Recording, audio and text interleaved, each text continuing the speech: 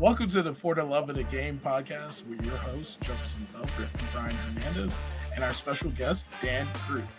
How are you guys doing today? I'll let the guests go first. Dan, how's your day so far? Everything's going good, guys. I appreciate you having me on. It's always good to see you. Yeah, everybody's looking good today, too. We got the cameras figured out. We're ready to rock. Yeah. A lot of good NBA talk this week. So I'm excited. I'm ready to rock. Yeah, no, definitely excited. Happy to have you on. It's every single time, like, all right, we're gonna bring a new person into the fold. Always some little technical difficulties, but like you said, now we got it all settled. I'm very excited. Got a lot of really cool topics going on today. So, Jeff, how are you doing? Doing amazing. Can't complain. Dan, really enjoying that you're going to be accompanying us on this episode today, and we'll allow for our listeners to get to know you a little bit better today as well. Some of our topics that we have lined up for today. First, starting off with the our MVP edition of a start, bench, or cut. Then we will be revisiting the Kevin Durant trade. A lot of hot news just came out about that. But lastly, our last topic will be the piping hot New York Knicks and their run for a postseason berth. I know Brian's happy, so definitely will be a great topic. Gentlemen, are you ready? Yeah, let's get into it. Yeah, I'm ready. I'm ready to rock. You're a Knicks fan, Brian? Yeah, I'm a pretty diehard Knicks fan. Been all my life, and I was actually just at the game on Tuesday, and I was so excited. And we got the L, and it was not a great game. I paid a lot of money for some really good seats, and I was like, you know what? It's a Hornets game. It's gonna be nice. I'm gonna get real close to the bench and everything. Uh, it was sad, but I had a good time regardless. That's all that matters, yeah. Yeah, for sure. We'll save the Knicks talk for later, I Yeah, guess. exactly. Perfect. Before we get right into the topics, just like we introduced last week, from this episode and all episodes moving forward, we are sponsored by Lockspread, Dan Group's company. With the NBA playoffs fast approaching and games like tonight with the Knicks and Kings, Lockspread is going to be your new best friend to get your daily fantasy picks in. You got a hunch on the Kawhi points under or over. Maybe you want to take a chance on Giannis's rebounds over or under. Or maybe you want to take a chance on Tatum on his steals for an over as a lock for the century.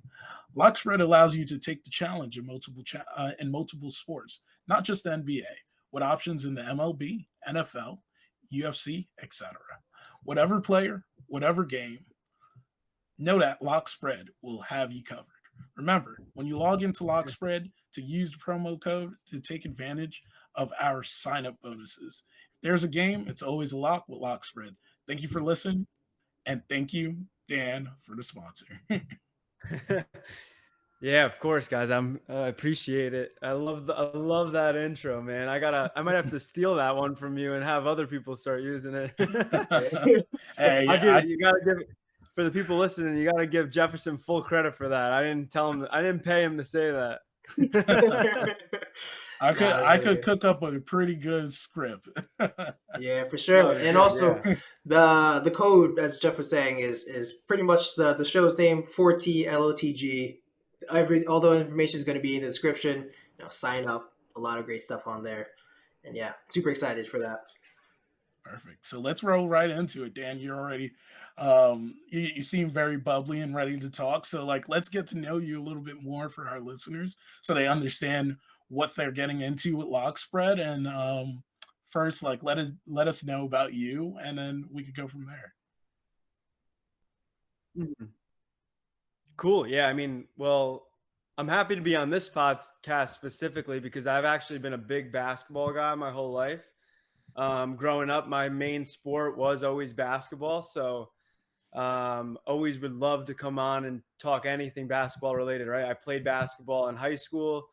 And then, just for fun in college, I gave up the dream after high school. I hung up the shoes, but I think that basketball itself actually has taught me a lot about business, right? And about being competitive, and like kind of made me into like the entrepreneur mindset that I have today, right? And it's because growing up was always just playing with different friends. It was the one sport that you can go and you could like play by yourself too.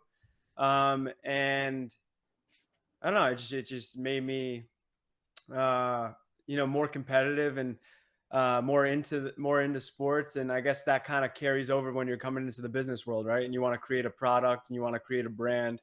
You have to be competitive and you have to want to win. And you got to take that MJ or that Mamba mentality into everything you do, right? So, um, yeah, I guess I kind of got deterred from the topic, but little background. That's the kind of like the background of basketball and myself. I guess in general, starting Lockspread is like a fantasy sports company that you guys, I'm sure, have heard from them mentioning it in the previous episodes.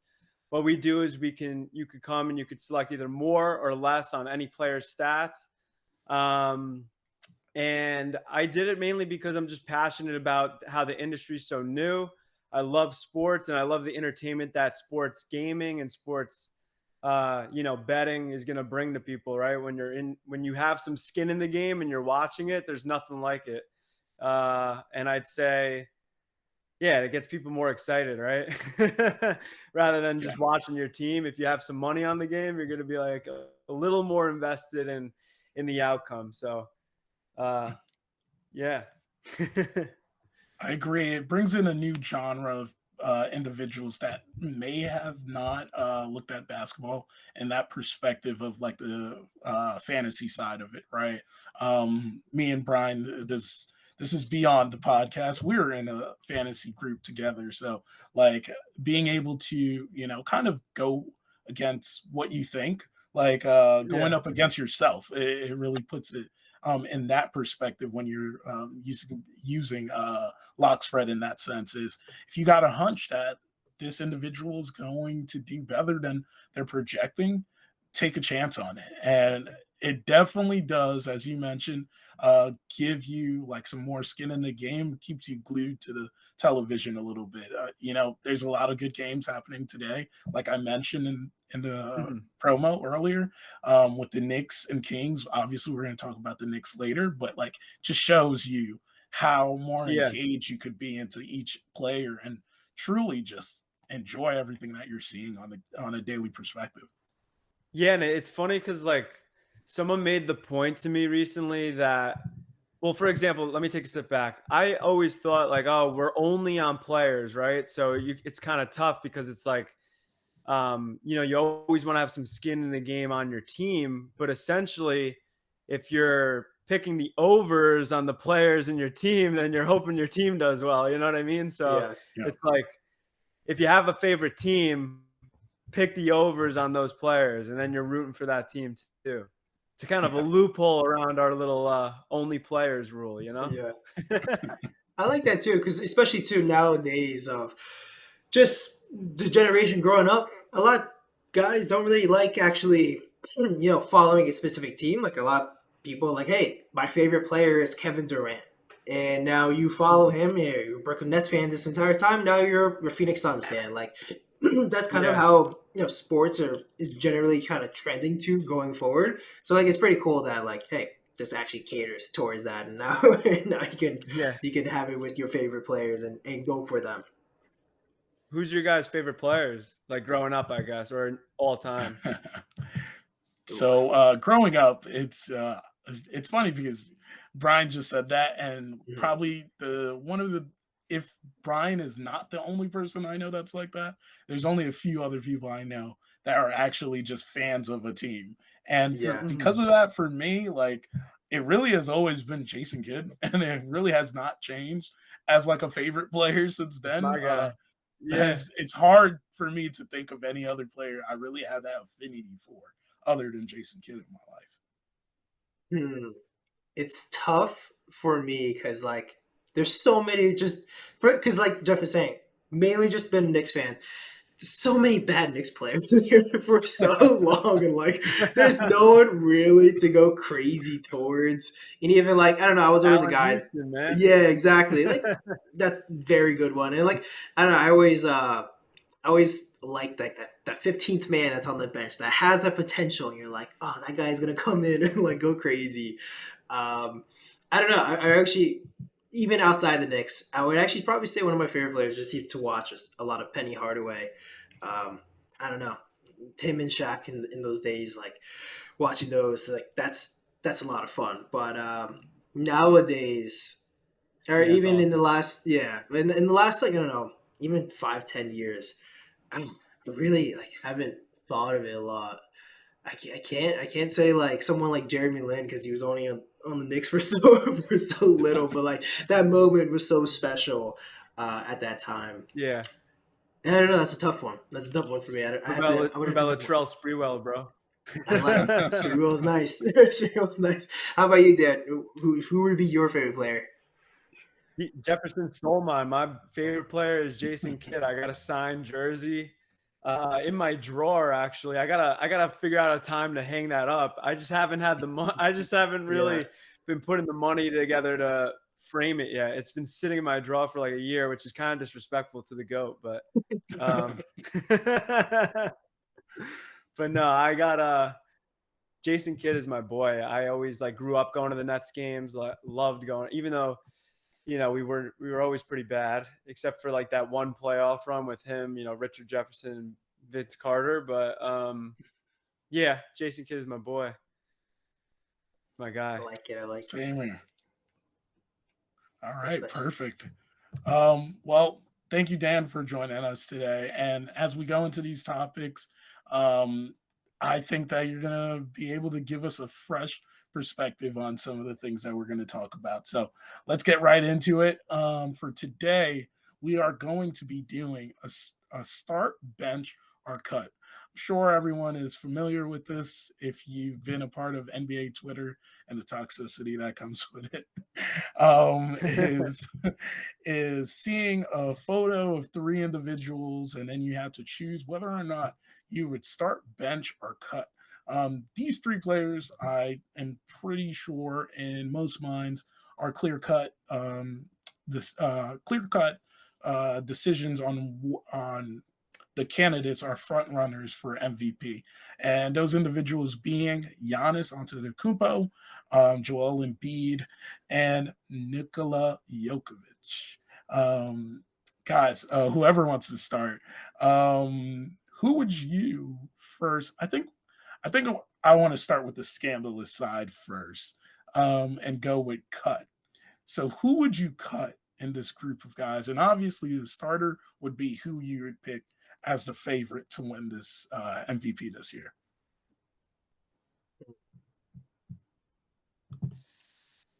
I'll let Brian go first on that one. All right, I'll go. I'll go first with this. It is pretty tough. I think I'm going to have to say Embiid as a cut, and it's that's the thing. Like with all this stuff, it's not like there's no disrespect or anything like that. These are three like some of the best players in the league as we're talking about right now. This is the MVP edition of this, so it's hard either way. I think it just at the moment. I think those other two guys. I rather have more on the floor, and I think they can do a little bit more. But it is very tough because like I don't know, Embiid just he dominates so much, and it's so different than everybody else. It actually kind of is crazy. Like these three players, although they generally play the same position, even though Giannis is a little bit more power forward, they actually all play a little bit differently. Like they they actually don't have all the same amount of like the same strengths, and it makes it crazy. But Dan, who do you have as your cut? Yeah. To be honest, I mean, I'm a stats guy, right? Because that's our whole site is just stats. So, I mean, based off of I guess if we're going recently, like the past 5 games, I know Embiid has been just tearing it up, man. So I might have to keep him. I might have to keep him in the conversation. But I mean, Giannis is like the clear winner, right? Like he's just an animal. He's Yeah. unreal. Unfortunately, we don't like to talk about it as Nets fans from that one playoff game. But yeah, I think we're keeping Giannis in the conversation. I'd keep Embiid on the bench, and then I'll cut Jokic. It's fair. It's as you mentioned, Brian. It's really hard to like pinpoint on one guy in this group of three amazing players. It just goes to show how different the game is as well nowadays. You look at like in the '80s, bigs dominated the game in a different way than they dominate now.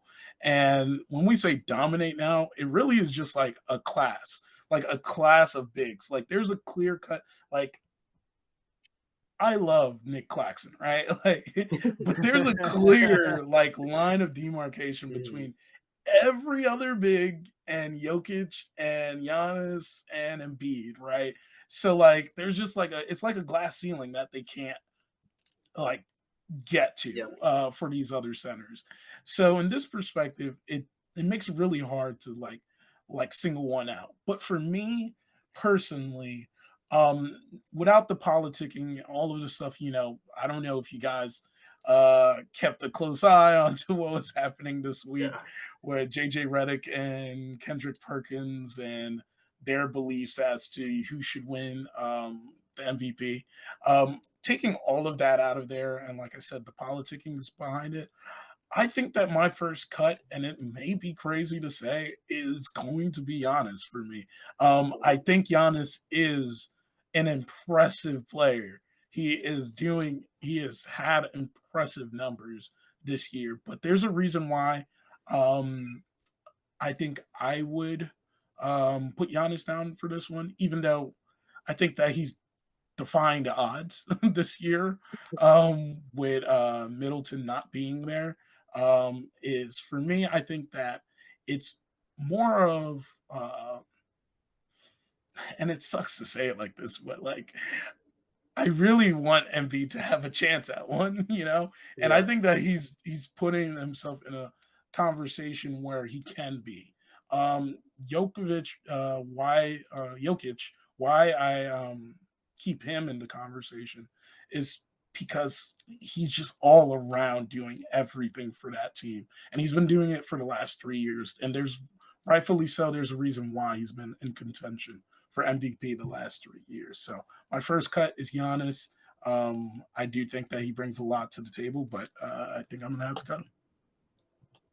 So Yeah, what's going on? Is he hurt right now? Or like what's going on with him? He hasn't been playing as much, right? So Giannis has been having a little bit of like a wrist injury lately. I think he suffered that in the All-Star game, just like LeBron did. So that's been holding him back a little bit. A little bit of like the team's just been a little bit out of funk with injuries, but ironically, they have taken over the number one seed in the East during this time. So I felt like it would have been so much more of a compelling conversation if the Bucks were still at 2 to just say, okay, I'd rather put Joel Embiid over Giannis. But now since they're the 1 seed, it makes for a hard conversation. But I'll put it as this is the MVP has always felt like a sliding and revolving door of like requirements or prerequisites to get to there or to be selected for it. Mhm. So for me in this year, what I see it as is I'm taking it as when left off of the court, what impact does this team look like? What does this team been able to show as a team? And I've seen what the Nuggets look like when Jokic is not on the court, and then I see what the Nuggets are when he's on the court. And in the same respect, I see what the Sixers are when Embiid is on the court, and I see what they're not when he's on the court. But for this year, with the amount of time that Middleton has missed, the amount of time Giannis has missed, and they've still held course is just showing to me like there's more of a reason for those two to be the MVP. You make me want to change my answer. I gotta weigh with people that way. Yeah. No. Well, no, even like looking at Embiid's stats, dude, he's just been going off. Like, Yeah. he's got, what is he averaging? He's like, it's like So in the last 33 points a 5 game. games, yeah, Yeah. the last 5 games, it looks like he's going around 35 points per game, 8 rebounds a game, 4 assists. The biggest thing for me is and these aren't like advanced stats, but it screams out of the page when a big man, I don't know how much attempts he's taking, but a big man that's shooting around 60% from 3 in the last 5 games is not something that we are used to a couple years ago. Yeah. So even if it's just 2 or 3 attempts a game, that's still something that's reliable coming off of Embiid. Embiid gets a lot of flack for the fouls, right? But every superstar we've seen in the last 20 years, 30 years, safe to say even 40 years, have taken advantage of the ability to get to the line. We understand that it's a privilege as an all-star to be able to get that much opportunities, and he knows how to craft that together. And it just shows because we could see in a teammate of his and how he's regressed over time in getting the amount of fouls that he would want. Is it beautiful basketball? No. But is it strategic and gets the job done? Yes. And another thing that screams out for me is the guy's true shooting rate is nearly 65% this season. That is not something that you typically see with other big men. So even though, as I say that, Jokic has a higher true scoring than him, but it just shows what class we're talking about with these 3 guys. Yeah, it's pretty funny though, of like how we all actually went different ways on the cut for this one, because like we said, I don't really think there's necessarily a right or wrong answer. I think it kind of goes down to like even for me, like how I would like my ideal team to play. Like if I had to draft any of these guys for as my superstar for my team, like there's just a certain kind of way that I would like to play. And although like I know Embiid's so dominant, I kind of rather have those other two, like the Jokic with the extra dynamic of his passing is unreal. It's completely unreal. Like the things this guy does, like his IQ is insane for basketball. And then Giannis, and like kind of he could play more fast paced. And then I just kind of think about like if there's, I don't know, if there's anyone I can give at the end of the game in a playoff series the ball to take that shot, I might go Giannis. Like the guy just is so unstoppable to get to the rim, and then like you're saying, his Embiid can get fouled a lot. Like I feel like Giannis just as much can get to the free throw line as much as possible, as much as he wants. It's crazy. It's tough. Do we want to move on to those so we only did cut there for we could probably just do the next 2 just because it's going to be process of elimination. I kind of gave my reasoning for just even like where my mind is going and what I kind of want. So I'll go first with it. Of like for me, I would bench Jokic and then give it the start to Embiid. Or not Embiid, Giannis. Pretty much like for the reason like I was saying of at the end of the game, who do I actually want to give the basketball to give me that bucket? I think I would trust Giannis as much as anybody, and the things that guy does on the floor to actually just get to the paint, and even when they drop off of him, now he's a little bit more. He's shooting, some mid ranges, some 3-pointers. Like, I don't know, this guy just gets better and better every single year, and it's unreal what he does. It feels not fair when I watch him play, kind of thing. Dan, who would you have? Yeah. I'm in complete agreement with. I'm agreeing with you, man. At the end of the game, if we're, I didn't realize we were talking like that. If we're talking like end of the game, we gotta, However you think, really. Yeah, I mean, at the end of the game, dude, you gotta give the ball to Giannis. He's just a freak of nature compared to all of it. Like, I just think when we're talking athleticism, just unreal, man. That guy is, and like you said, he's improving his game. Like he's shooting some mid rangers, he's getting some threes in there. And he's young. I think he's gonna be a beast. I mean, he already is a beast, but he's gonna like continue to just keep climbing the ladders, and I'd take him at the end of the game, no doubt. But then Joel Embiid's a close second because Yeah. we want. I don't know though, because if we're talking the end of the game, you got to think free throw line, right? So I might want Jokic on there.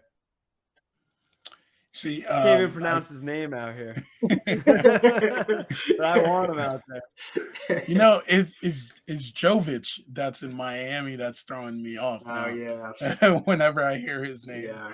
It's because I said that before. I said Jovic before. Yeah. But I think I'm gonna go against the grain on this one, and I'm gonna bench Nikola Jokic, and I'm gonna start Embiid. I think the reason why I'm gonna go with Embiid to be a little bit different than the where you guys were choosing from, and I agree. Um, Giannis is not only a great talent, he is a forceful talent. He is a dominant talent. We have not seen a talent in that level in this sense since Shaq, right? And how he's able to get to where he wants to be on the court. There's no if Giannis wants to be on a certain point of the court, he's gonna get there, like one way or the other, you know. So I understand that aspect of Giannis's game, but I think there is something to be said about what Jokic and what Embiid do that differs from what Giannis does is that they also have the level of physicality as a Giannis. May not be to the same level, but they also have finesse to their game. Jokic's finesse is more of a playmaker style. Dan, we spoke about our favorite player, Jason Kidd. Jokic show as a 7-foot player shows shades of Jason Kidd when he's on the court. That's insane because no one, if you ask someone 15 years ago if you saw a center doing this, would you believe him that this was a real person? Probably everyone would say no, you know? So I give Jokic that aspect of it. But may not be to the same level, but Embiid's not a slouch as a playmaker as well. Mhm. I think reason why I want to start Embiid in this year is Embiid has taken a personal effect to his own self to look to his body, right? To slim down, to be the best version of himself on the court. His ability to extend his range, to play through James Harden, how James Harden plays the game, and also remain a factor throughout the game and not just disappear, which was an issue for him when playing with Ben Simmons, has only just shown to me like why this guy is more and more of an MVP in my eye. So, yes, I go back to the thing of where I say it may not look beautiful every time he's playing. The guy does cry for his fouls, and trust me, I do get upset when he cries for his fouls. But at the same time, it is an artistry to be able to draw those fouls in the right moments of the game, right? And because of that, that's why I got him as MVP.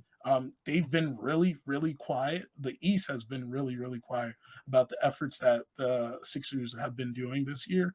The ability from another aspect that I think plays a part into this is Harden missed out a whole month, and also what's his name? The Maxi missed out a good chunk of games as well. But the Sixers, through the tutelage of Embiid, were able to right the ship. So because of that, I think it's just the right time to give him this MVP. I know it's not a popularity match where it's like, one person already got one, you should give it to the other. But I just think he rightfully earned it this year. Yeah, it's so yeah. Do you take standings into account? Because I mean, the Sixers aren't that far away. Like, but like they are slightly further away. Like Bucks have 47 wins, Nuggets have 46, and Sixers are at 43. Like you said, yeah, they have some injuries. They've had some injuries in the beginning of the season and all that, and throughout the season. But I feel like some of the other teams have kind of had some injuries as well. I mean, especially the Bucks, but I maybe not as much I think Denver. I think what plays a part more than wins in my mind is head to heads, right? Mm, We saw what Embiid did to a piping hot yeah. Bucks. He went in there and he had a statement game and he best Giannis.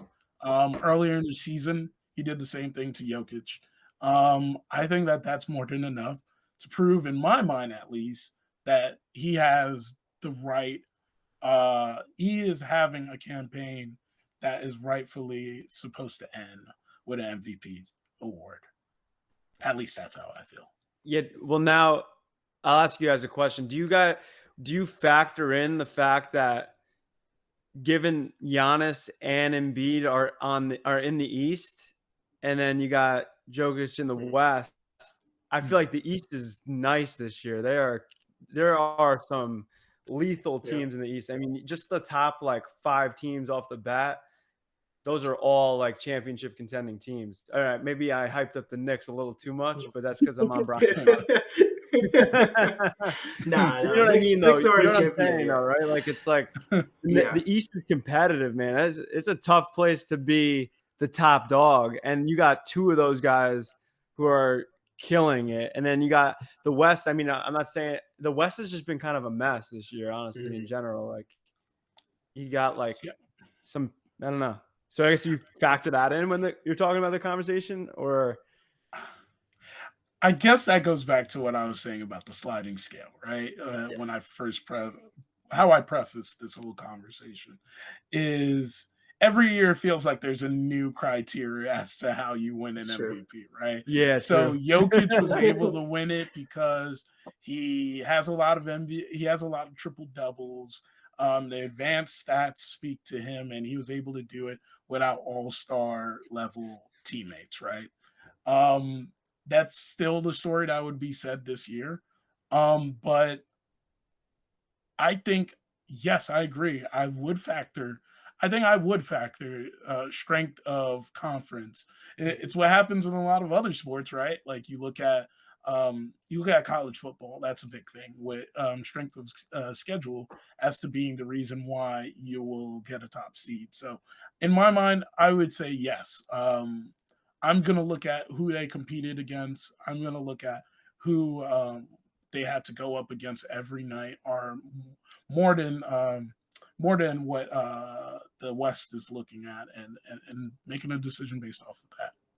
Yeah, I think I would too. Even just like looking right now, like the standings of the West, there's only one team that actually has surpassed 40 wins so far, and that's the Nuggets. The next closest Yeah. is 38, and then the Eastern Conference, there's 4 teams in total that have over 40 wins, and like that's what you're saying. It's just the Eastern Conference, as of right now, the strength is definitely higher.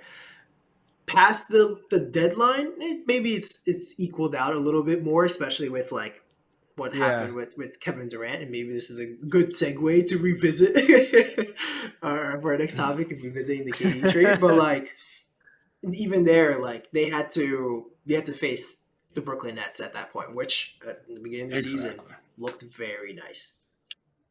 Yep. There was a legitimate 5 formidable teams in the East that Yeah, you could legitimately say, if they went to the finals, I think they would have won. yeah, and And, I don't think and anyone would be too surprised that either if any of those teams went to the finals. yeah.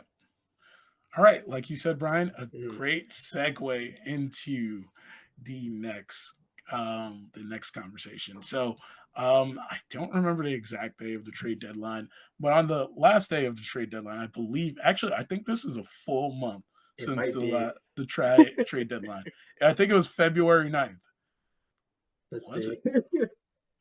I think it was February 9th because Kyrie I think made his request on the 6th February and 9th. Yeah, you're right. February 9th. Yeah, it Or he was the was 9th. traded on the 6th. Okay, so Yeah. that's crazy because it was a Thursday as well, right? Yeah. So, with that in mind, it is a full month since the trade of Kevin Durant to the Phoenix Suns. Initially, Kevin Durant missed out some games um, to start off this campaign with him being on the Phoenix Suns. Um, Now we are looking at potentially another Kevin Durant injury after 3 successful games back. Um, Even actually playing a former teammate in Kyrie Irving earlier last week and besting him. We are now looking at Kevin Durant could very well be missing up to 4 weeks. He will be evaluated in 3 as per Shams. Guys, we'll also I think revisiting it on the Kevin Durant side also equates to looking at on the other side for the Nets and talking about that aspect of it. But um, how do you guys feel about this trade now after a full month and after seeing what has transpired in this full month? It's well. First, I'm going to defer to Dan. Your guys are Nets fans here.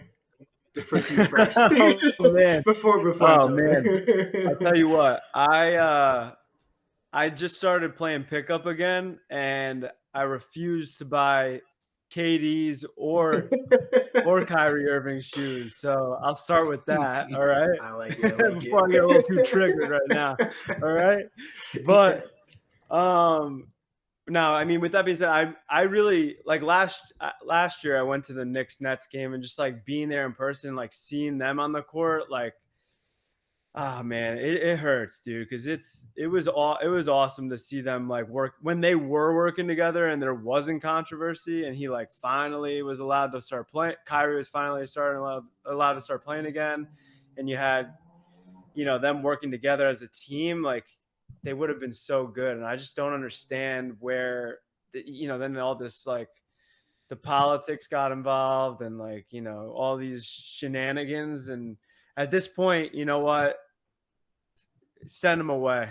we gotta start fresh. It clearly wasn't working. I mean, but then again, I don't know. I was a big fan of Steve Nash, and they got rid of him too. So I can't. And now I'm talking just straight Nets. But in general, with the trade itself, like, I mean, he said it pretty good in the interview. He was like, at some point, the jersey's gonna start looking like familiar on him, and then now he's, hurt, unfortunately for him. And who knows where this is going? Honestly, I mean, I thought they had a better shot in Brooklyn. I'll say that, and I'll leave it at that. All right. Yeah, no, Maybe not. Sorry to correct myself. KD had a better shot in Brooklyn. I feel like Kyrie has a pretty solid squad, so I can't knock that. how do you actually feel about the return that you got, at least for Kevin Durant and Mikal Bridges and Cam Johnson and all that? How do you liking first thoughts on those guys? Well, I mean, Mikal Bridges just in general, like, I'll tell you what, people on Lockspread have been winning every night just by selecting over on that, dude. It's not fun. Not fun for my pockets, that's for sure. But yeah, no, every single night, man, that guy, he's putting up some points. So I'm happy with him. The Nets just got to figure it out. I mean, they had a couple of good runs over the past couple of weeks, and then they like I went to that one Knicks Nets game though. I want to say last week or 2 weeks ago, and oh my god, dude, it was just abysmal. But the Knicks look good at least. Yeah, I was gonna say, as a Knicks fan, like finally winning against the Nets, even though it's not Kevin Durant and Kyrie, it's like, it's not too bad. It's not too bad today. Yeah. But yeah, no, it's crazy to see, or one, even that the trade even happened. Like, I was so shocked to see like Kyrie requesting the trade, and then Kevin Durant especially requesting the trade, just because Yeah. it seemed like the Nets management, Joe Tsai and all that, like you guys were trying to bolster for maybe a future without Kyrie, and like let's just bolster as much for Kevin Durant. You know, you guys got like Royce O'Neal in the offseason and all that. Especially you get Dinwiddie, you get I'm blanking on his name, the small forward. You got Dorian yeah, Finney-Smith, Dorian, yes, exactly, Finney Smith. Like, DFS. yeah, and like Daily fantasy, like baby. you got it's hey, there you go. It seemed like you guys were really trying to do that, and then also Kevin Durant went away. I think the return you get for Kevin Durant is looking to actually be pretty nice. Like the fact that the Mikal Bridges is doing what he's able to do right now, it's really nice. Like he was not doing this even in Phoenix this year when Chris Paul and Devin Booker went out at the same time. Like he wasn't putting up these crazy numbers. He was having a great year. He's actually doing really well. Yeah. But this is just kind of like next level, and this guy's able to do like what he actually wants to do now. And this is his team. It's really incredible. If I was even the Phoenix Suns, like I don't think I would still be angry after this situation with Kevin Durant. It's kind of crazy of like we always talk about like how much he actually just gets injured, and it's always like a freak injury. It's nothing like his fault. It's not a non-contact injury most of the time. I mean, this is like the floor was wet and the man fell down. Almost floor was wet. Amari level to For like real. breaking their hand in the Amari. fire extension. Well, yeah, that was just. I mean, that's actually way worse. He just gets angry. I forgot about that, dude. Yeah, When he that's- broke his hand for punching the wall or something. Yeah. Or, Yeah. Yeah, he got so mad he lost that first game against the Miami Heat, and then it was sad times after that. Yeah, I don't think either team would be angry because at the end of the day, I think the Phoenix Suns still have the best shot to win it all. Like, all right, now maybe not the best shot to win it all, but like they're in there. Like, I think in the Western Conference, like, I guess who's better than Denver and Phoenix? You know, Mavericks have a shot, but like, I just don't give it as much of a chance. All right, I think it's time for my side of this. Oh, so Yes, I I'll was yes. waiting for you. I was waiting to hear what you got to say. Yeah. Honestly, So over there. I'll go first on the Phoenix Suns side of things, right? For Phoenix, this is the move you had to make, right? For a chance at a championship. Just as the Nets took a chance with Kyrie Irving and Kevin Durant, when these players knock at your door, you take that opportunity because you know that means you have a chance at being one of the last names called for the Larry O'Brien, right? So I don't fault them for continuously trying since the offseason to now to get Kevin Durant. They were very adamant from this offseason that Mikal Bridges would not be a part of the trade. So that ultimately is a loss on their side, is that they weren't able to convince the Nets that there was a package without Mikal Bridges that they could send. So I feel for them on that side. But ultimately, they get Kevin Durant and they get an opportunity for the next 3 years to say that they have a chance at making a run for the championship, right? Ultimately, only time will tell, and injuries will play a big part in that if whether or not they're able to win a championship. We already know that Chris Paul is steadily declining. We already know that the bench of this team has suffered. And it continued to suffer because they traded a lot of assets in this last trade deadline. But there's bright sides. You look at guys like Josh Okogie that is showing up. You're looking to Cameron Payne to play and pick up a little bit of the slack as he did in the last couple of years, right? They still have a solid squad when you put it together as Devin Booker and Kevin Durant. Now, as a Nets fan, I will tell you this. I am praying for their downfall. I am praying. I am waiting for them to say, Chris Paul not getting a contract. I'm waiting for Devin Booker to say, "Oh, I want to go to LA." I don't know what it is. I just want them to start saying, like, this is not working and we gotta go. And that's the happiest thing that could happen for me as a Nets fan. Now, looking Yeah. at the Nets perspective, not putting the fandom into it, you look at what the Nets gave up. You've given up Kevin Durant. You will never, there is never going to be equal value in any way, shape, or form would you be able to recuperate the same talent. But you know what you recuperated is actually, at the moment, I thought when the trade went down, I thought it was not a good enough trade because of what we got back. But when you look at it now and you think about this one key aspect of it, what has been the issue for the Nets the last 3-4 years? Inconsistent play, unreliable players. You just got one of, not if not, in the smallest of circles in the NBA, of reliable players in the league. And the fact that this guy has not missed a game in the league since, not even just in the league, knock on the wood, man, because this happened with James Harden too. So I don't want to clamor too much, but this is a guy that has not missed games since college. And when he was in Villanova, and he's still holding on to this in the NBA, and it's something that he's proud of to have. You know, that's only going to allow for him to develop more. Who knows what his ceiling is going to be? Don't really know. But also, it's going to just also allow for the rest of the team to take off of that cloud that was hanging over them with the Kyrie and KD situation.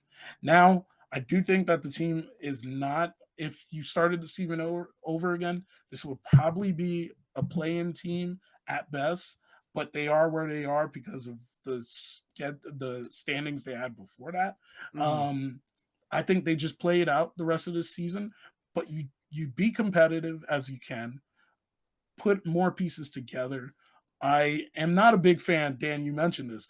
I am, if you go back to a lot of our episodes, I am vehemently against Steve Nash. I actually called the guy Really? Steven Nashville is what I call him. Like, because I just like him as a player. I don't know him that well as a coach, honestly. I agree. As a player, brilliant player.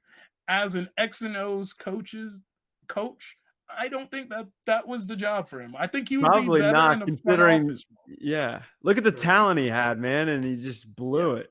Exactly. I think it was too passive. He has too passive of a leadership style that would affect on the court. I think he is made more for a front office role, kind of like Stephen taking in the steps of Steve Kerr. Like Steve Kerr started off his career in the front office as a general manager with the Phoenix Suns, right? He actually was pivotal in bringing Steve Nash to Phoenix, right? So taking those steps would probably make more sense for him than what he did as that makes sense. But that's where I feel about this. The KD going down. I'm just gonna say this, and I don't wish no ill will on anyone, but God don't love no ugly. That's what that is right there. I was gonna say it too. I didn't want to be the one to say that. It's like it's karma. Like it's and ugly too. Like that jersey just didn't look good on him. Honestly, it does not look good. I agree 100%. I agree 100%. Wait, but so I guess, could I ask a quick question on the Nets real quick? For either you, feel free to answer. What do you think they're missing at this point? Do you think it's like they need one big man, like maybe like a solid big man, I feel like would be pretty good for them? Or I don't even know. Because I feel like they have some solid like role players that if they play together as a team could be pretty good team. Like you said, maybe a play-in team, but maybe a little more if you get some big man in the picture. I don't know. Dan, you know what they're missing? You want to know what they're missing? Kevin Durant. They are literally what they just traded is what they're missing. You know, I'm trying to be there's optimistic here, man. Come on. there's a podcast called Locked On Nets that I listen to.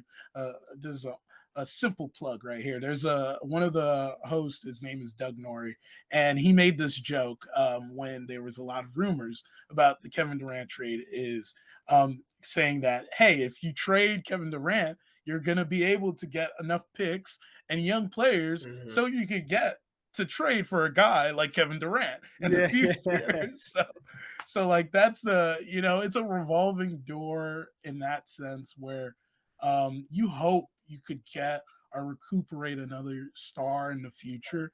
But I think the Nets just need to kind of, I believe, just kind of follow. This is the perfect time to follow a model that the Celtics took when they got those picks from the Nets, is continue to be competitive, continue to grow the young guys you have.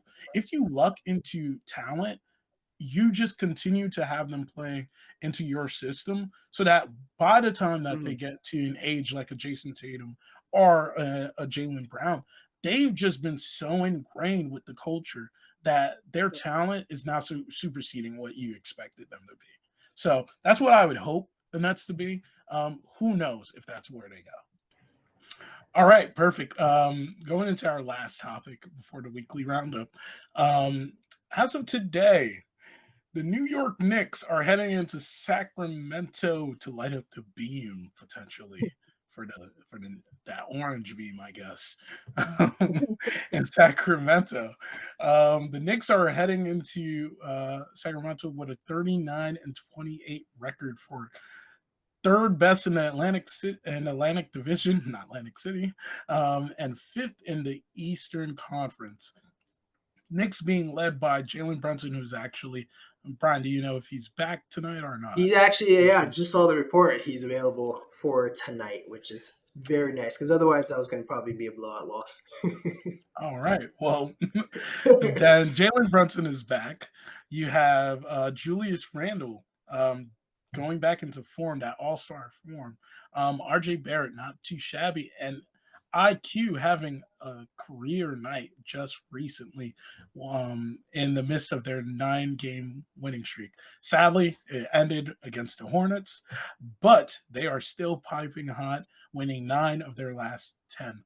Brian, how do you feel about this team? Do you think that this is a team ready to contend? And what does the future speak for the New York Knicks going forward? The New York Knicks. I never thought I'd be saying this at the beginning of the season, especially like I think there was like 20 games into the season. Knicks were not looking good.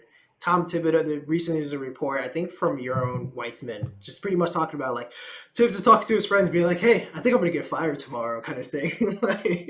like the Knicks fans and everyone's calling for Tibbs' head, and then they somehow just turn the season around. They smallen up or shorten the actual rotation, take out Derrick Rose, take out Evan Fournier, do all this stuff, and like ever since then, the team's been really good. Now, Jeff, you asked the question: is this team ready to contend? No, this team isn't at that level yet. They are still like a big star away from doing something like that. I think at most this is just like a scary team to see even in the first round. Like we talked about, the East is so tough. Like it right now, Knicks are sitting at fifth seed. They probably, just by looking at schedule and everything going forward, probably aren't going to overtake the Cavs. So they're probably going to be sitting on the fifth seed. You know, if something happens and hey, the Nets start doing really well still, and maybe they take back that fifth seed, that's a potential. Do I see Miami catching up? Probably not. So right now, to me, like the Knicks are versing the Cavs or the 76ers in the first round. And the Cavs is a team I would like to see because that's probably the only winnable kind of matchup there, even though it's not really the easiest matchup regardless. But yeah, no, this team is just someone that like maybe they steal 1 or 2 games in a second round, potentially. Hopefully they win a first round series. If anything, at least make it respectable. It's fun. Jalen Brunson, that man is legit. Like what we saw him do in the playoffs last Dude, he is season, the real deal, bro. he is legit. Right. So yes, Dan, you talked about Macau, you know, hurting you and Lockspread. Everyone taking the over on him is winning. Curious, how does Jalen Brunson looking for you this time? Because this man is something different. Yeah. He set at about 24.5 tonight. So I think I would go over, man. This guy's been just Mm-hmm. lighting it up. But, usually you would think that Vegas would be setting the lines in the favor of the fantasy sports apps and the sports books and stuff. But I think it's just so unpredictable with all these like changes that have been going on with the league.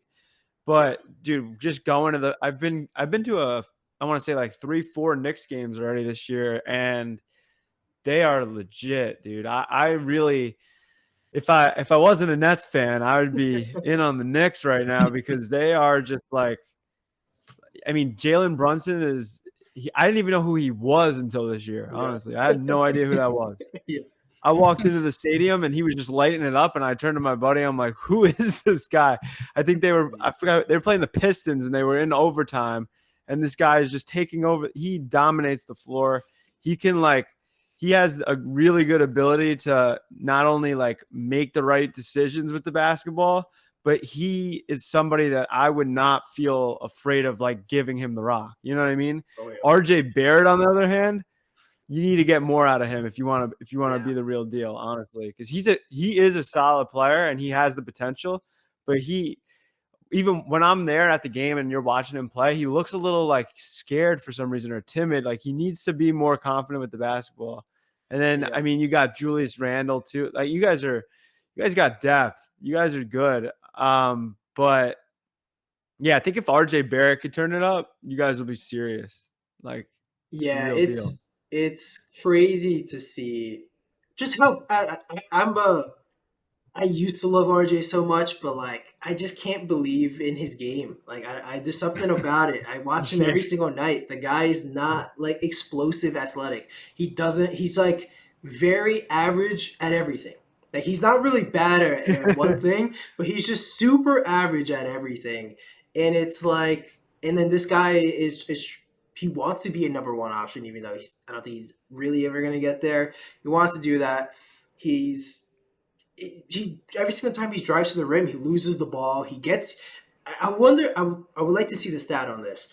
I would imagine RJ Barrett probably is in the top like 5 players to drive to the rim and get blocked on layup attempts. Like that has to he has to be up there because almost every single time he drives to the rim, I like have no faith he's gonna do it. And that's supposed to be his strength of his game, and it's very That's what I'm saying, surprising. man. That's part of Yeah, his. He's playing scared out there. He yeah, looks a little like timid, it's when not he's got great. the basketball.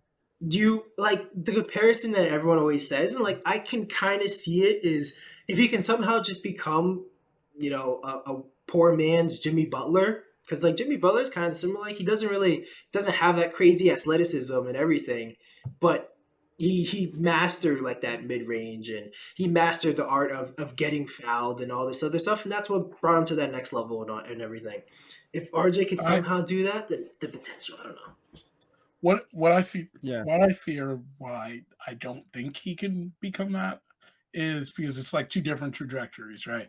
Like Mhm. Jimmy Butler is a guy that is essentially a get out the mud type of guy, right? Yeah, Being like I think he was like a 30th, 31st pick yeah, in the draft, right? So he had to cement himself within that and ingratiate himself with that Chicago Bulls team to get an opportunity. And through that, it was because he was doing the little things. RJ Barrett is in what you were saying, yes, in a jack of all trades, but like there's this saying about like a master of some is a master of none, right? So that's what I see with RJ Barrett as well. Is that he's not really excelling at one thing. Um, and the issue is there has been times where he's shown or flashed like yeah, aspects of like this guy is a lot better than what we think, right? hmm yeah, Or that no, he may 100%. be. one of the young stars that we see in this league. But I think a lot of that comes with there was a lot of insecurity within who was going to become that guy Yeah. last year with the Knicks when it was just Julius Randle and RJ Barrett. So RJ Barrett took the mantle and said, like, I think I'm going to solidify myself as that guy. Yeah. But like something that I made clear to Brian throughout this whole year, Brian, I think I was more up on the Knicks than you Oh, for were sure. at the Yeah. beginning of this year, saying that you believe when someone tells you who they are, you believe them, right? Jalen Brunson showed you who he was when he was on Dallas Mavericks last year, when they made a run towards the Western Conference Finals. As much as Luka Doncic is the amazing demigod of a basketball player he is, he does not get there without a Jalen Brunson on his team. They do not beat the Phoenix Suns the way they beat the Phoenix Suns without a Jalen Brunson on their team. I think that's more than enough for the Knicks to eke out a first round upset. If it's like one of who knows? I really don't know who they're going to play in that fourth.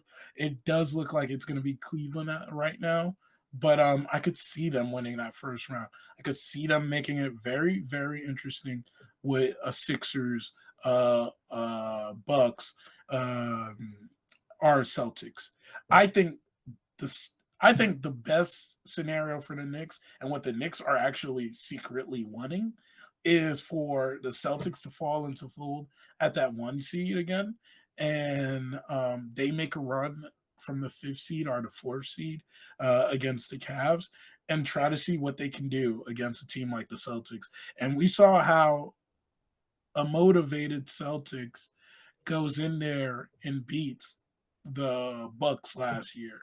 I think the Knicks feel that they're one of those teams that can do something like that. I'm not saying a championship. Yeah. I am saying that they can make a competitive run at this playoffs more than we've ever seen the last 20 seasons besides that 2012, 2013, that invincible 2K Knicks team. Yeah, So I think out of all those teams, I think you're kind of right in the sense of like, I just like the matchup against the Celtics compared to everybody else, especially when you have someone like Brunson, who's like a smaller point guard, and then you got RJ, who like wants to drive to the rim, and especially Julius does a lot of his damage at the rim. Like when you have a big center like that can destroy you, like maybe even Jared Allen and the Evan Mobley down there. Like those guys are a force. You got Brook Lopez and Embiid and Giannis and like all those guys. Like I rather not go against them. I'd rather go against Rob Williams, even though he is good and everything. But especially him and his injury history, like that's a matchup you would probably prefer. But it's probably going to end up being the Cavs. So it'll be interesting. Yeah, actually, I like that breakdown though. Yeah. Yeah, Yeah, no, it's the nice. 100%. The Celtics would probably be the best scenario there. Dude, I'm looking at RJ's stats. He showed up the past 2 games, but like we were saying, he's just so inconsistent, The It's thing like is, you even got to when show up he's every night. even when he shows up, like he puts up some decent stat line, it's generally like really inefficient. Like he's taking like 22 shots to score like 28 points, and it's like, or not even like even worse, and it's just like ugh, I hate Yeah, watching you play. you're right. Yeah, I'm looking at it now. Like he had 10 for 22, 10 for 24. Still put up 29, 27 points the past couple of games, but Yeah. But he doesn't really get to the yeah. line a whole lot. And when he does get to the line, he actually misses his free throws a lot. So maybe if he's just even gets better at there, like he can be okay. Yeah, I don't know. The team needs a little bit more. But although, hey, the Knicks, not too shabby. Would you? No. I'm trying to think of like I don't know who. Well, All right, so the Knicks they want to get better. They're not going to do it this year. Who do you guys think is actually probably the next star that they can trade up for? Because at the end of the day, the Knicks been stockpiling all these picks, even though not everyone has picks apparently. Who do you think is that next star that could potentially fit with this core? So I'll actually answer this. Dan, just cluing you in is, me and Brian, we've known each other for a long time. It's almost 7, 8 years Yeah, knowing each other now. crazy. Yeah. And we have a group chat. And I released some information that I saw that was really interesting a couple weeks ago. And it was by way of Bill Simmons, who has mentioned that it is ringing in the ears of executives that potentially, if this guy sees his co-star in James Harden heading out for potentially Houston, which Bill Simmons has mentioned that it's almost a foregone conclusion to everybody that, yeah, Harden's going back to Houston. If he actually does that, um, the Knicks should or will make a good run at Joel Embiid, and Joel Embiid might entertain it, is the question. I think that is a good. I think that is a good target. I do also think you do not overpay for Joel Embiid. As much as I just said he was an Yeah, MVP MVP. candidate, I just also the reason why I did is that I do think that centers have a smaller window or prime, the best way to put it, in the NBA compared to wing players. If it's me, I'm going after wings anytime. If I have an opportunity to bring a superstar, Yeah. give me the Kevin Durant's, give me the Carmelo Anthony's. I know, Brian. I know, Brian. Yeah. Give me the Carmelo Anthony's. Give me the LeBron James. Like, those are the guys that impact winning. Mm-hmm. I know I threw in Carmelo, and I know that stings a little bit. But Yeah. you know why they made that decision then. It's because I'm a firm believer that the last 30, 40, 50, 60, it's almost every era you've had to have wings to win. You look at the time of Magic. He did not play as a wing, but he is a wing. He is the size of a wing. He plays like a wing. If he played in this game now, he would be thought of as a wing. You look at Magic, you look at Larry Bird, you look at MJ, you look at his Scottie Pippen, you look at Clyde Drexler, you look at all of these guys that were wings that impacted winning at some point in this game. Kobe Bryant, they're all those are the guys you trade for. So if the Knicks find a guy like that that's open, yes, go after that. I don't know who that person is that's available that is a wing, but because to be the replacement for RJ Barrett, you go for that, right? But right now, I think if the Knicks think that they have a team that you're one star away and you could package something that doesn't entirely nuke your roster, you go after Joel Embiid and you go for a run the next 2 to 3 years. Oof, that would be Dan, what do you nuts. think? Oh man, be. dude, if they got Embiid, bro, they'd be legit. I would not. I'm counting them in for. They're making it to the chip.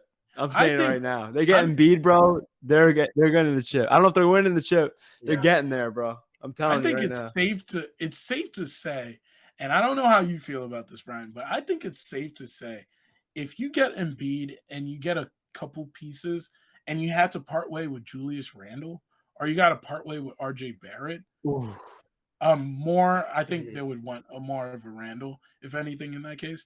But I still think that team goes to the finals because you will find some other players that will want to join that Knicks team with a Jalen Brunson and a Joel Embiid. You swing for the fences if you have a chance. And this is an opportunity where it's starting to sound like the Knicks have an opportunity to get someone like this. I would not play around with it. I would try to entertain every opportunity I can for it. Yeah, I'm gonna ask Brian a question too, real quick on that. On going off of that note, how do you feel? I guess well, I mean, since we were young, I mean, probably like, for the past 10, 12 years, they've been forming these super teams, right? All these guys are getting together. They're going to like all the big stars. They're going to the Heat. LeBron started it, right? Why do you think that the Knicks never got one of those super teams? I mean, if I'm a player, right? Why wouldn't you want to go to MSG, one of the most like craziest environments to play in, like so much history there? What is your take on that? Because like if you're a Nick, I mean, if you're any superstar, New York is like, it's a no-brainer. I mean, we got, the Nets, we had a good run. We tried it with our super team. Didn't work out. But I don't understand why no one would go to the Knicks. That's my opinion. Yeah, it's there's a couple different reasons. I think the biggest always came down to like kind of like the management kind of situation of just think about how many True. head coaches and GMs and everything that the Knicks have had, and it's always just kind of been a disaster. And it generally it really started from the top a lot of the time with James Dolan and all that, and then even afterwards like the team just really hasn't had a lot to go with. Like to all right, you bring a star in. Yeah, Who else is here? And that's kind of where it's always been tough. And like the one time that they actually did have some assets and it looked like it was actually becoming something good was when they actually just traded everything for Melo. So like in an I Embiid know. situation, Yeah. like Jeff was kind of saying, you can't overpay. Like the price tag is gonna be very high. But like if you do exactly what you did with Carmelo, where you give up everything that you had, so now Carmelo's just wearing a Knicks jersey, and now he's playing with Ronaldo Bachman and a bunch of other bums that no one ever listens to or here knows. Like it doesn't Chris really make Duhon. sense. Yeah, exactly. Like it becomes really tough. But also I think Kevin Durant actually just really said it pretty perfectly. Kevin Durant said when he went to the Nets, he said, "I did not want to go to the Knicks and be their savior. Like no one actually wants to be that number one guy, Oh, and wow. they Yeah. just haven't had a number one guy to pair with.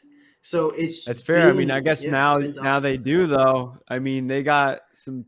So you Yeah, might see some. I mean, it's MSG, right? It's New York, so someone's got to come and be the I'm sorry. savior now, dude. I do want to jump in here. yeah. I think half of the issue, and it alludes to what Brian was just saying and what you just said, Dan, to put it both together, is the issue that always happens is like, I'm sorry to say it, but it's like a corniness that like I think as we're all from the Northeast area, this New Jersey, New York area. So we think that there's this is like permeating through the minds of every sports fan.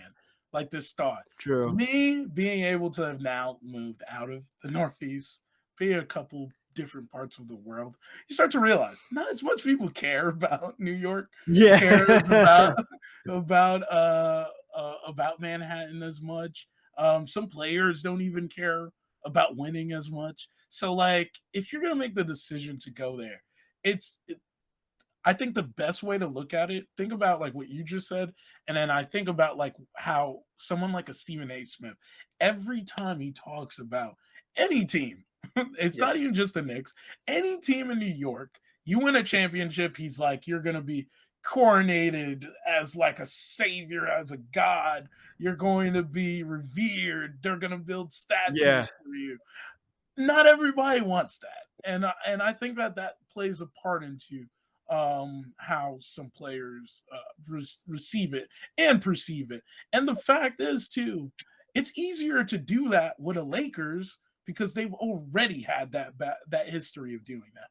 Whereas Yeah. for the Knicks, they've done it, but it's been so long and so unattainable are in the back of your mind that the players that we're now trying to say needs to come and do that for, they've never seen that with the Knicks. They've may seen a semblance of it. Yeah. Some of us even hear about like the greatness of Patrick Ewing's and his ability to go to the '94 finals. Like that's something that Knicks fans still hold near and dear Mhm. to this day.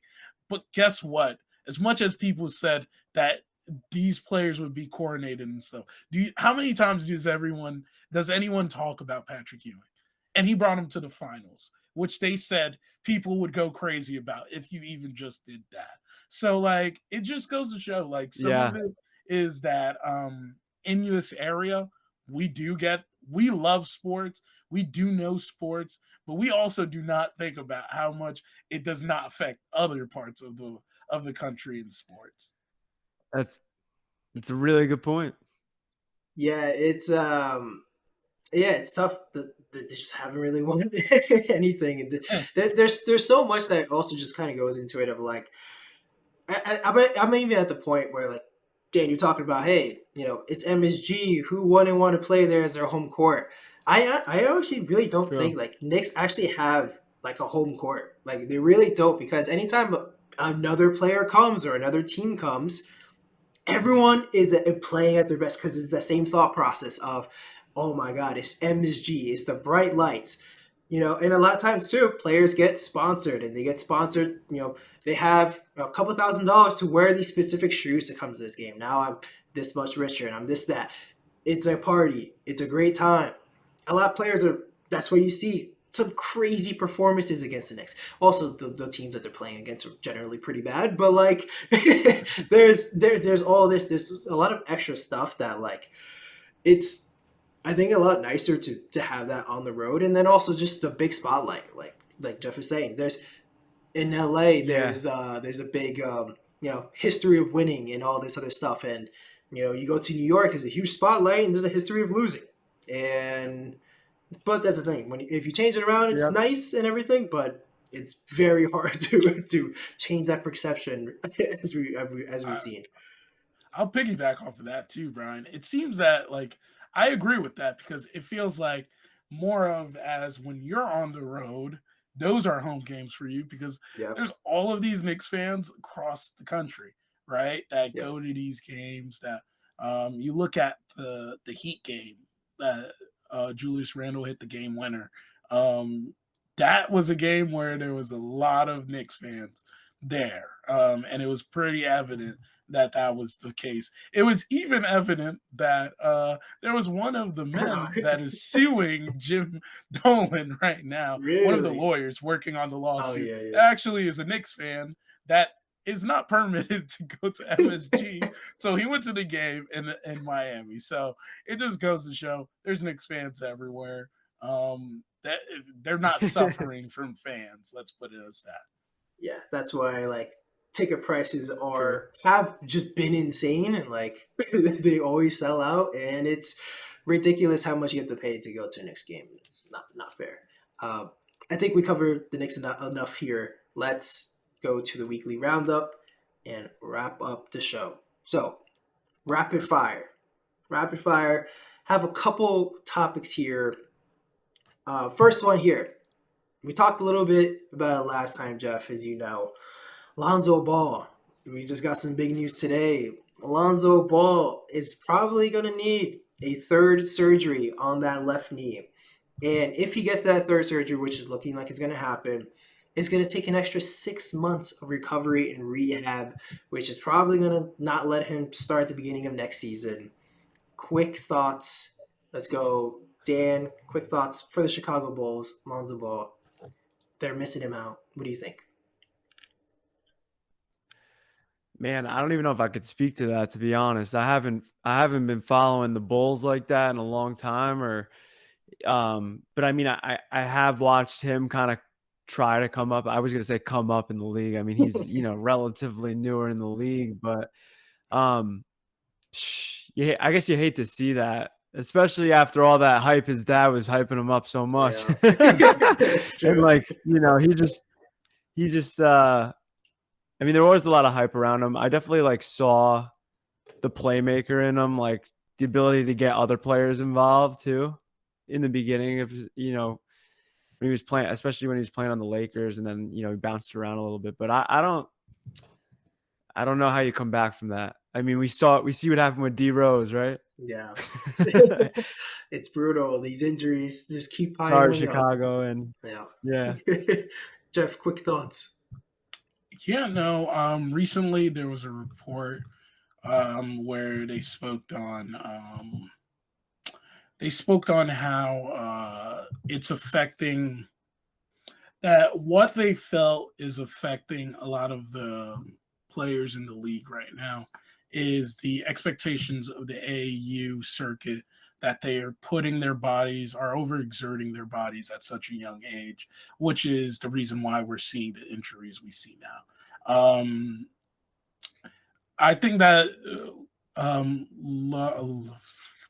can't remember his name right now, but Lonzo Ball is a byproduct of that, right? Him being in that circuit early in his career, he is kind of nearing the phase of like being like a Jonathan Isaac, an injury perspective.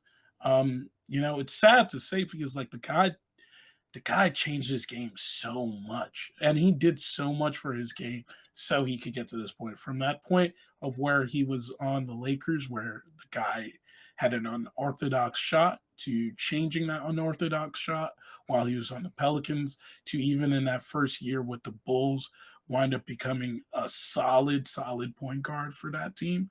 You hate to hear this type of things, but it speaks more to as I was mentioning, the AAU circuits, I don't know if there's a real answer to this. Is like, I don't think that players, I think even on the NFL perspective, this is something that they speak on. It's like having players played for that long in their lives at a competitive level, it's going to affect them and have adverse effects on like the type of injuries they undertake in their lives. Dan, you spoke on like you used to play ball, so you understand that. You understand that aspect. Now think about how like Yeah. you're at your age right now. You would have been probably this would have been like 8, 9, 10 years more of you putting that strain on your body. And just imagine that. Yeah. No, I mean, I definitely like understand. I guess at first I was gonna challenge it, like what you were saying, because I was like, oh well, they got all this money behind them. They have like the best care in the league. Being in the league, you have like the top doctors around you, and you have like the top physical therapists. You got everyone who's around you, just making sure that you're spending money and like putting it into the right areas to make sure your body's healthy. But to your point, like growing up and playing ball, when you're playing every single day, it takes a toll, like running so much distance and your legs are tired, and then you go the next day and you're sore, but you keep going anyways, like, and then I couldn't even imagine continuing after high school and just keep going with that wear and tear. Like you said, it definitely would take a toll. It's not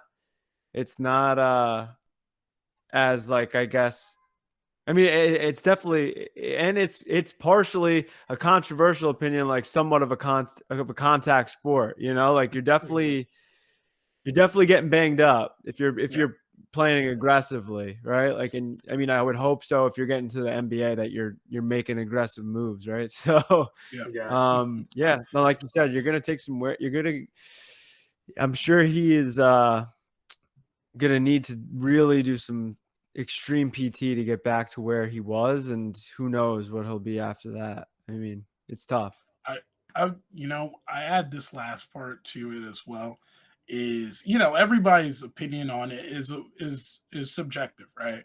Like there's Mhm. truly no right answer to this either, right? Right or wrong, Yeah. right? Um, Paul George spoke on Old Man on the Three recently about like why he feels injuries and the uptick of injuries is happening, and you mentioned all of the health aspects and sports health aspects that players have up front of them at this moment.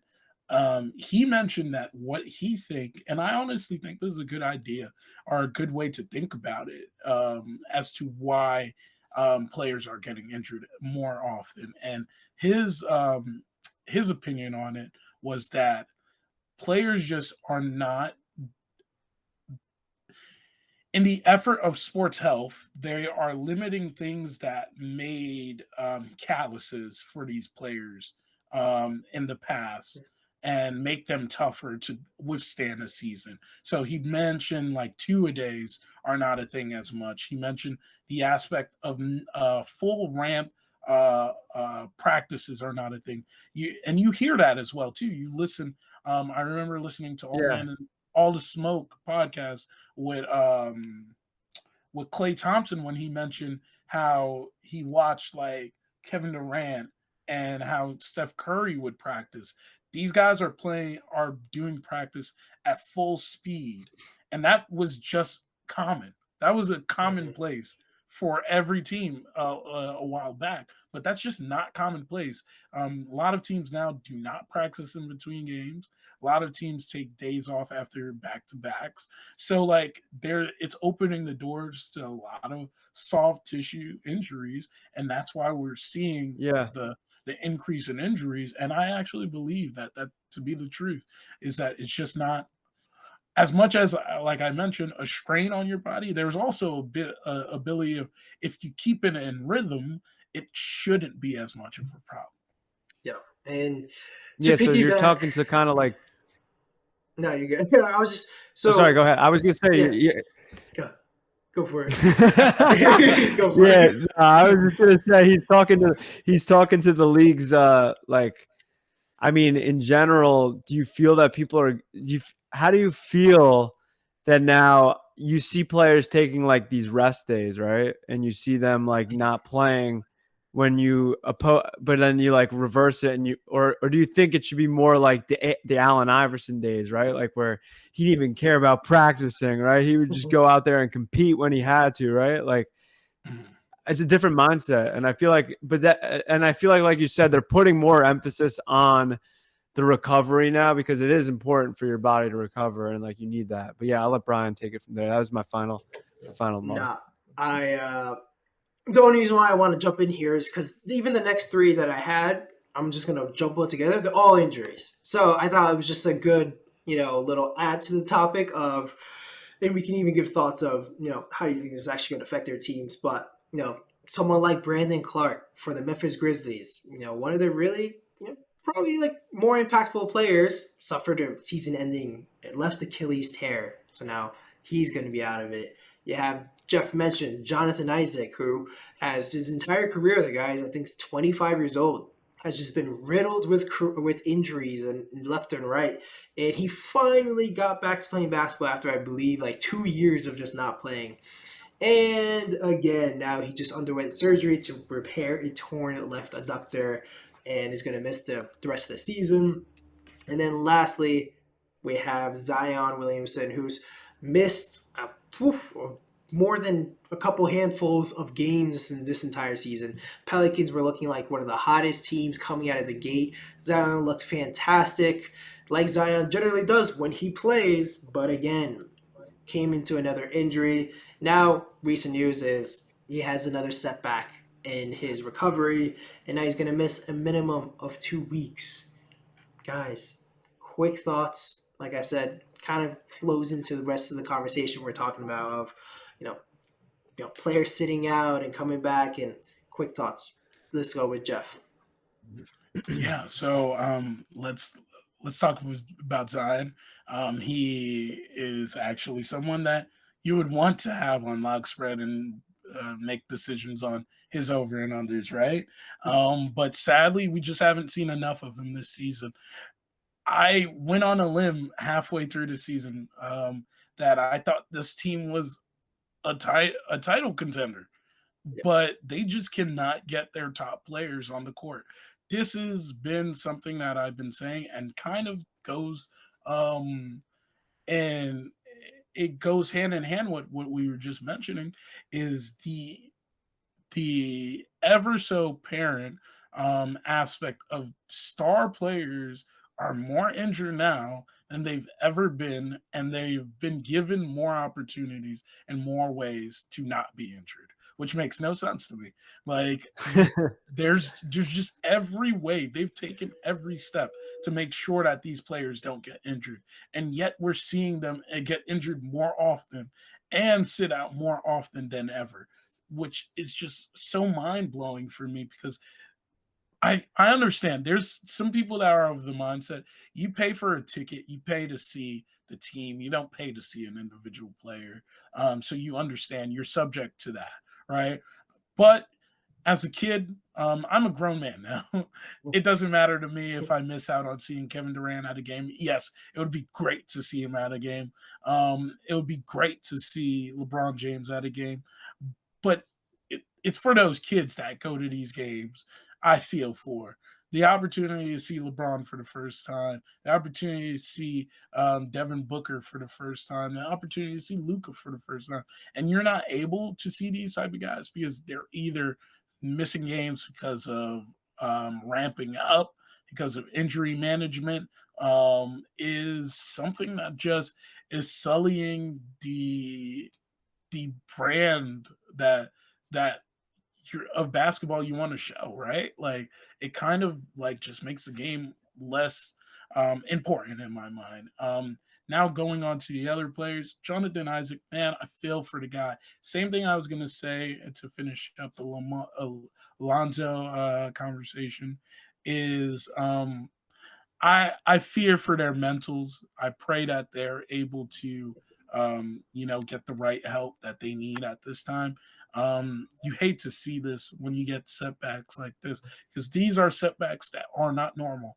We're looking at guys, and I do not want to disrespect someone that we don't know 100% what's going on, but you look at a guy like Ben Simmons and you see everything that he's going through, and you think that, like, you know, sometimes it could look like he's not giving it his all, or he's faking it, as some people would say.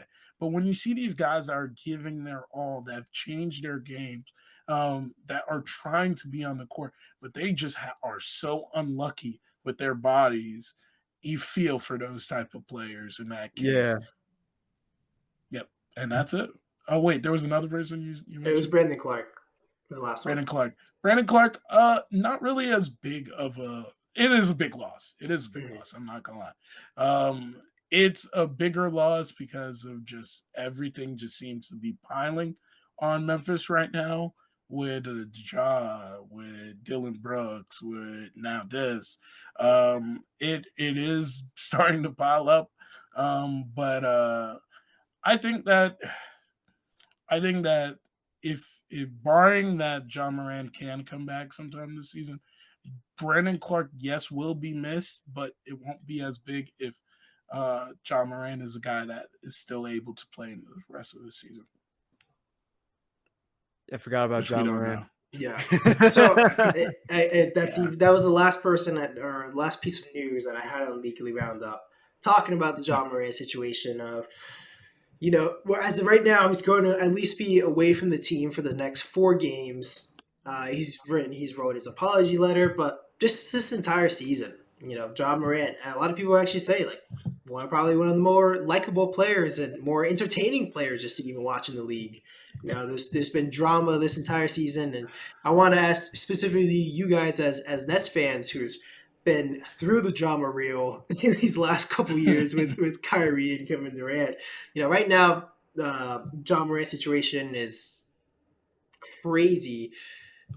As a team that's also was aspiring to win a championship, like, what are your quick thoughts on how this can even affect a team trying to win a championship right now? We could go with Dan first.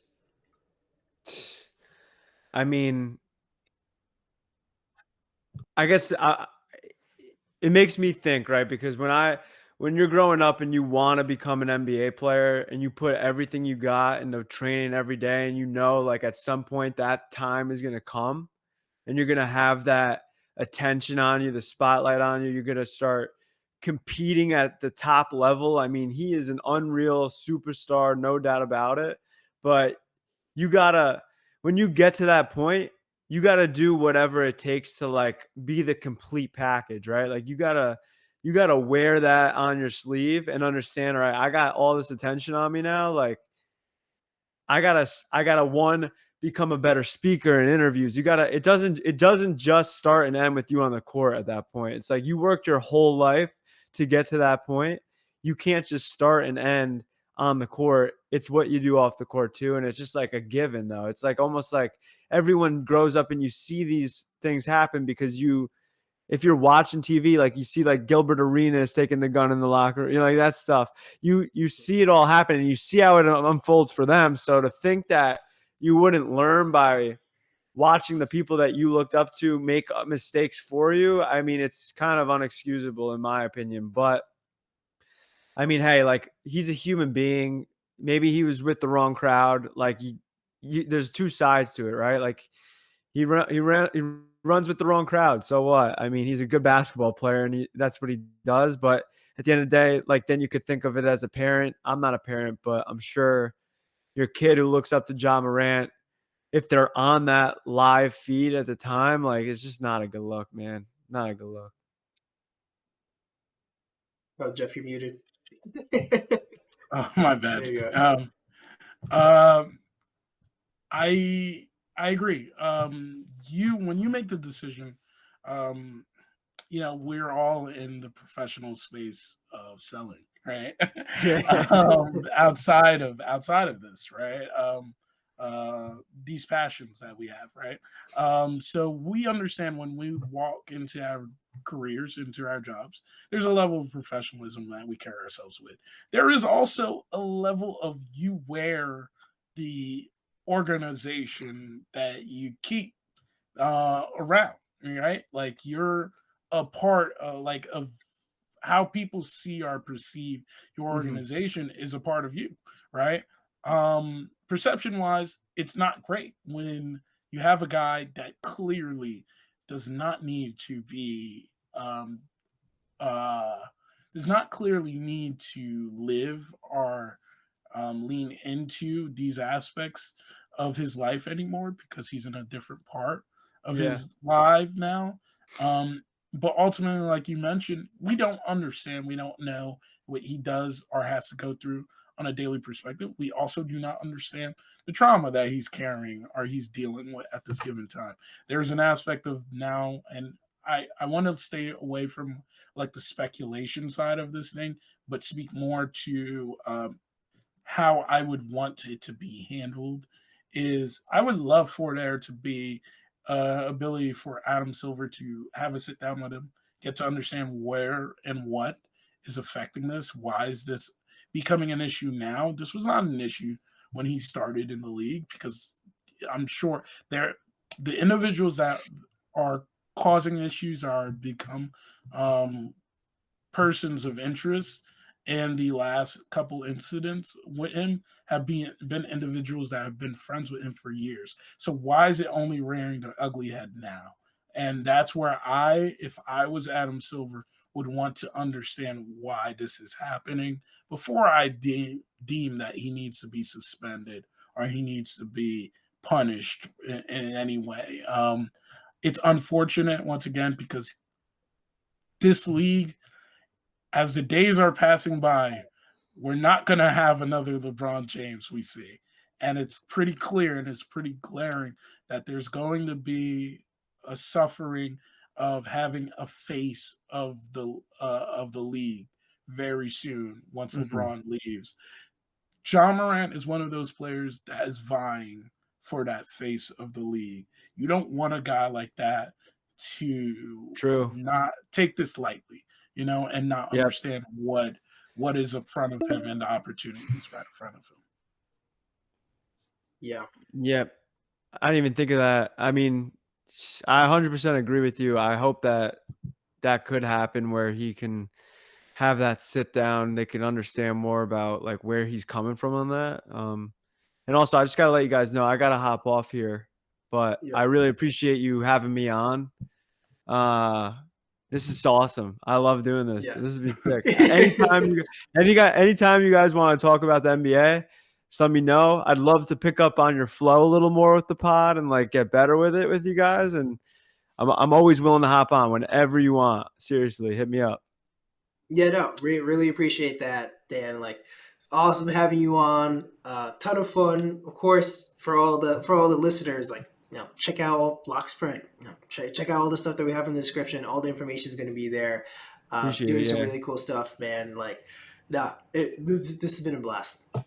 Yeah, this is awesome. And yeah, I'm gonna study up next time. I'm gonna come No, more you're prepared. good. Nah, 100%. you did great. You did You got me great. fired up. No, but yeah, I appreciate you guys letting me talk to you. And this was cool because usually I'm on here just talking about like lock spread, but this time we were just Yeah. talking sports and it was fun. I appreciate it.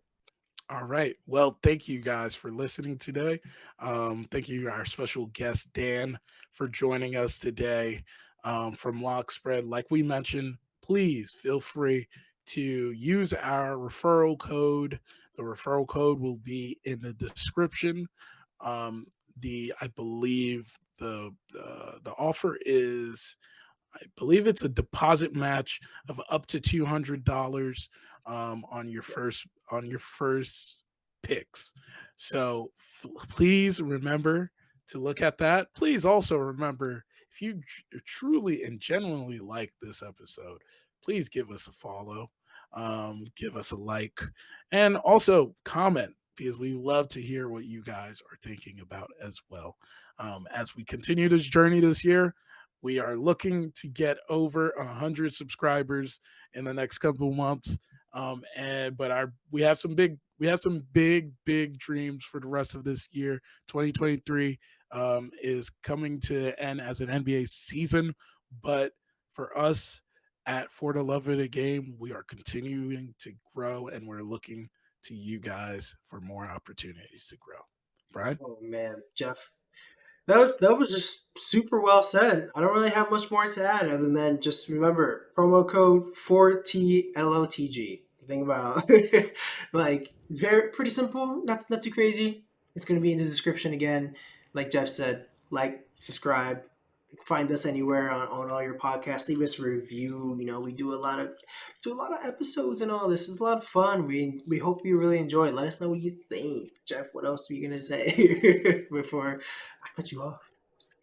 I think lastly, the last thing to say is, oh man, the Nets are down by 4 right now against the Bucks, and they are not playing with a handful of players.